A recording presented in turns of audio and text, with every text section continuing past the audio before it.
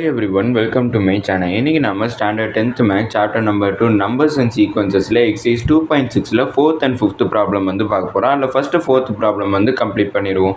4th problem என்ன கொடுத்துருக்காங்கன்னு பார்த்தோம்னா, எனக்கு n டேர்ம்ஸ் வந்து இருக்குது. n டேர்ம்ஸ்னால் இன்ஃபைனைட் நம்பர் ஆஃப் டேர்ம்ஸ் வந்து இருக்குது. அந்த டேர்ம்ஸோடைய சீரீஸ் எல்லாத்தையுமே சம் பண்ணுறோம். சம் பண்ணுறப்ப எனக்கு ஒரு ஜென்ரல் டேர்ம் மாதிரி கிடைக்குது. அந்த ஜென்ரல் டேர்ம் என்னன்னு பார்த்தோம்னா 2n² - 3n. அந்த ஜென்ரல் டேர்மை நம்ம எழுதிக்கிறேன். S of n is equal to 2n² - 3n. இப்போ என்ன கண்டுபிடிக்கணும்னு பார்த்தோம்னா, இதுலேருந்து ஒரு சீரீஸ் வந்து நான் கண்டுபிடிக்கணும். அப்படி கண்டுபிடிக்கக்கூடிய சீரீஸ் வந்து ஏபி தாங்கிறத நம்மளை ப்ரூவ் பண்ண சொல்லியிருக்காங்க. ஃபஸ்ட்டு நான் என்னுக்கு பதிலாக 1 சப்ஸ்டியூட் பண்ணிக்கிறேன். அப்படின்னா S of 1 is equal to 2 × 1² - 3 × 1. அப்படின்னா 2 × 1 1 ஸ்கொயர் பண்ணால் 1 கிடைக்கும். -3 × 1 வந்து 3. அப்படின்னா 2 × 1 வந்து 2, 2 - 3யோட வேல்யூ -1 வந்து கிடச்சிருக்கும். அப்படின்னா எனக்கு ஏவோட வேல்யூ இல்லைனா ஃபஸ்ட்டு டேர்ம் எடுத்துக்கலாம். அதோட வேல்யூ என்னென்னு பார்த்தோம்னா -1 அப்படின்ட்டு கிடச்சிருக்கு. அடுத்தது நான் S2 வந்து கண்டுபிடிச்சிக்கிறேன். S2ங்கிறது பார்த்தோம்னா 2 × என்னுக்கு பதிலாக 2 சப்ஸ்டியூட் பண்ணுறேன். அப்படின்னா 2² - 3 × 2. அப்படின்னா 2 × 2 பண்ணால் 4 -3 × 2 வந்து பார்த்தோம்னா 6. அப்படின்னா 2 × 4 வந்து 8, 8 - 6ஓட வேல்யூ 2 கிடச்சிருக்கும். அப்படின்னா எனக்கு S of 2 பார்த்தோம்னா எனக்கு 2ன்ட்டு கிடச்சிருக்கு. இது வந்து பார்த்தோம்னா எனக்கு S of 2ஓட வேல்யூ தான். எனக்கு டேர்ம் 2 அதாவது செகண்ட் டேர்ம் வந்து வேணும்னா S2வையும் S1ஐயும் மைனஸ் பண்ணுவோம். அப்படின்னா S2 வந்து பார்த்தோம்னா 2 மைனஸ் S1 வந்து பார்த்தோம்னா எனக்கு -1. அப்படின்னா 2 + 1 கிடச்சிருக்கு. அதோட வேல்யூ 3. அப்படின்னா டேர்ம் 2 எனக்கு என்ன கிடச்சிருக்குன்னு பார்த்தோம்னா 3 வந்து கிடச்சிருக்கு. அடுத்து டேர்ம் 3 கண்டுபிடிக்கிறதுக்கு நான் S3 வந்து கண்டுபிடிச்சிக்கிறேன். அப்படின்னா S3 is equal to 2 × 3² - 3 × 3. அப்படின்னா 2 × 3² பண்ணால் 9 வந்து கிடச்சிருக்கும். -3 × 3 வந்து 9. அப்படின்னா 9 × 2 = 18, 18 - 9ஓட வேல்யூ எனக்கு 9ன்ட்டு திருப்பி கிடச்சிருக்கும். அப்படின்னா S of 3 என்ன கண்டுபிடிச்சிருக்கோம்னா 9ன்ட்டு கண்டுபிடிச்சிருக்கோம். அப்படின்னா டேர்ம் 3 வந்து கண்டுபிடிக்கணும்னா S3ஐயும் S2வையும் மைனஸ் பண்ணிக்கிறேன். அப்படின்னா S3 வந்து 9 மைனஸ் S2 வந்து பார்த்தோம்னா 3. 9 - 3ஓட வேல்யூ 6ன்ட்டு எனக்கு கிடச்சிருக்கும். சாரி, இல்லை ஒரு சின்ன மிஸ்டேக் பண்ணியிருக்கோம். S2ஓட வேல்யூ 2. அப்படின்னா S2க்கு பதிலாக நான் 2 தான் வந்து சப்ஸ்டியூட் பண்ணிக்கணும். அப்படின்னா 9 - 2ஓட வேல்யூ 7 கிடச்சிருக்கும். அப்படின்னா தேர்ட் டேர்ம் என்னென்னு கண்டுபிடிச்சிருப்போம்னா 7ன்ட்டு கண்டுபிடிச்சிருப்போம். இப்போ எனக்கு இந்த சீரீஸ் வந்து எனக்கு எப்படி கிடச்சிருக்குன்னு பார்த்தோம்னா, ஃபஸ்ட்டு டேர்ம் வந்து -1, செகண்ட் டேர்ம் வந்து பார்த்தோம்னா 3, அடுத்தது தேர்டு டேர்ம் வந்து 7 வந்து கிடச்சிருக்கும். இப்போ இது வந்து ஒரு ஏபிங்கிறத ப்ரூவ் பண்ணணும்.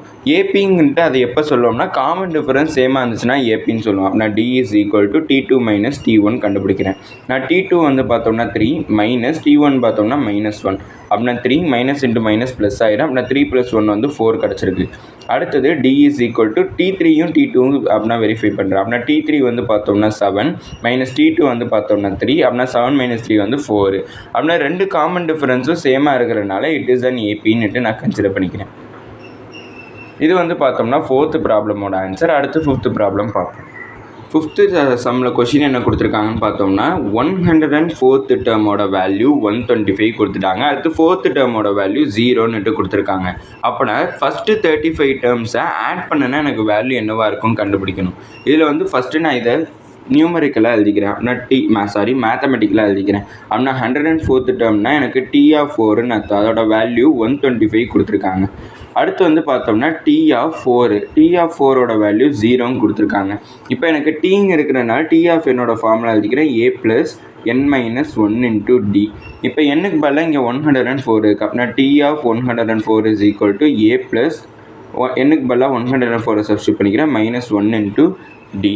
அப்படின்னா A + இதை மைனஸ் பண்ணனா 103 × Dன்னு கிடச்சிருக்கும். இதை ஈக்குவேஷன் நம்பர் 1ன்னுட்டு கன்சிடர் பண்ணிக்கிறேன். அதுக்கு முன்னாடி T of 4ஓட வேல்யூ வந்து பார்த்தோம்னா 125. அது இங்கே T of 4க்கு பதிலாக சப்ஸ்டியூட் பண்ணிக்கிறேன். அப்படின்னா 125 is equal to A + 103 × Dன்னு கிடச்சிருக்கு.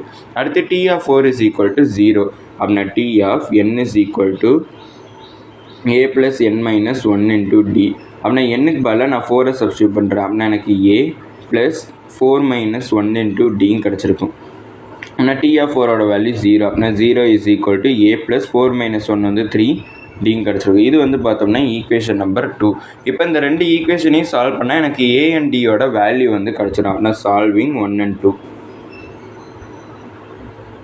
இதில் ஃபஸ்ட் ஈக்குவேஷன் பார்த்தோம்னா A + 103 d is equal to 125. Second equation பார்த்தோம்னா a plus 3d is equal to 0. இப்போ நான் இதை ஏவை மட்டும் நான் கேன்சல் பண்ணணும்னா இதை மைனஸ் பண்ணிக்கிறேன். மைனஸ் பண்ணால் ஏ கேன்சல்.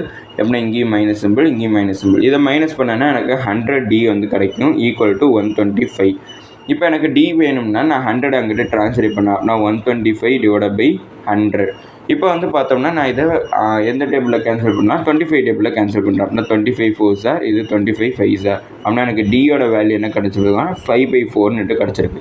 இப்போ டியோட வேல்யூ 5/4ங்கிறத நான் ஏதாச்சும் ஒரு ஈக்குவேஷனில் சப்ஸ்டியூட் பண்ணுறேன். நான் செகண்ட் ஈக்குவேஷனில் சப்ஸ்டியூட் பண்ணுறேன். Substitute d is equal to 5/4. அப்படி வந்து பார்த்தோம்னா a plus 3d is equal to 0ங்கிறது செகண்ட் ஈக்குவேஷன். அப்படின்னா a plus 3 into dக்கு பதிலாக 5/4 சப்ஸ்டியூட் பண்ணுறேன் ஈக்குவல் டு 0.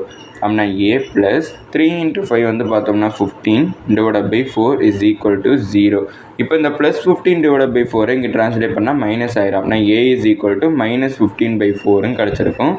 டியோட வேல்யூ 5/4 கிடச்சிருக்கு.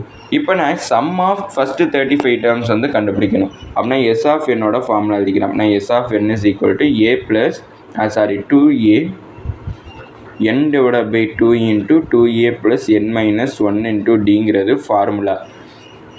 இப்போ எனக்கு ஃபஸ்ட்டு 35 டேர்ம்ஸுங்கிறனால என்னுக்கு பதிலாக 35 சப்ஸ்டியூட் பண்ணிக்கிறேன். அப்படின்னா 35 divided by 2. அப்படின்னா 2 into aக்கு பதிலாக -15/4 ப்ளஸ் என்னுக்கு பதிலாக 35 minus 1 டிக்கு பதிலாக நான் 5/4 சப்ஸ்டியூட் பண்ணிக்கிறேன்.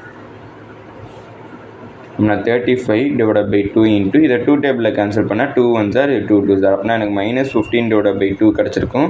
ப்ளஸ் 35 minus 1 வந்து 34 into 5/4. இதை நான் 2 டேபிளில் வந்து கேன்சல் பண்ணேன்னா 2 2s are, அடுத்து 2 17s are எனக்கு கிடச்சிருக்கும். அப்படின்னா S of 35 is equal to 35 divided by 2 into -15 divided by 2 plus 17ஐயும் 5ஐயும் multiply பண்ணிக்கிறேன். அப்படின்னா 5 7s are 35, அடுத்தது 85 வந்து கிடச்சிருக்கும். அப்படின்னா ப்ளஸ் 85 divided by 2.